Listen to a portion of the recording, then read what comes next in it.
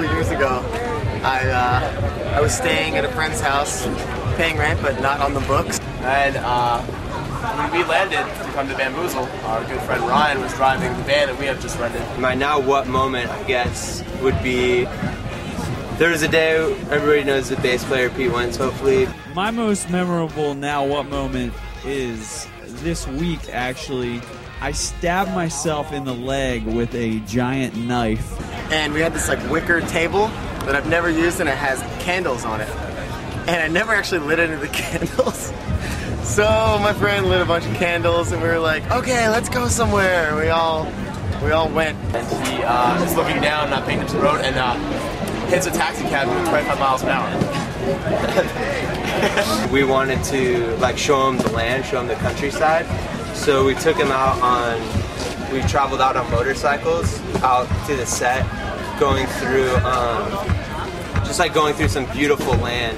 And as we're like traveling through these like back roads, like kind of, I don't know, kind of like deserty areas, there's all these men, there's probably about 20 Ugandan men like working on the road, so they all had like machetes and axes and shovels and things like that, and they just lay them down across the road, and then these 20 dudes just like fill in the road. I was cutting something and never cut toward you.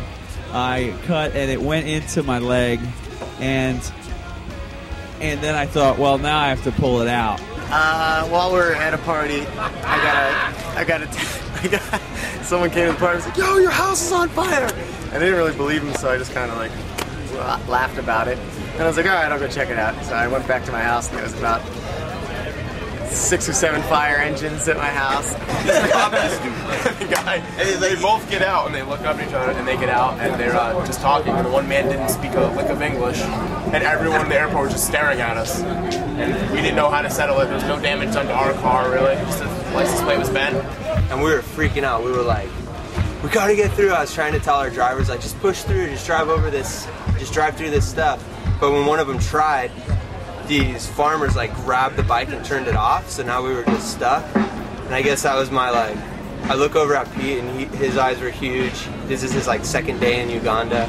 And that was really, that moment that it was in my leg was the now what exact moment. And I pulled it out and I said, well, now I know what that feels like. I've always wondered. I know what it's like to be stabbed.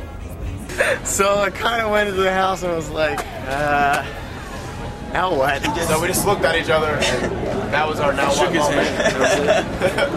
So somehow I like started telling lies to this guy about like knowing somebody that he knew, and got him on my bike and convinced him that I'd pay him 5,000 shillings to let us through this situation. And 5,000 shillings for people who aren't Uganda economy savvy is equivalent of about $3. And so we cruised away after paying that guy $3 for 4 people's lives, and it was chill. But yeah, I guess that's my kind of crazy now what Invisible Children tie-in. Hold your tongue, you know nothing about this, don't even get involved.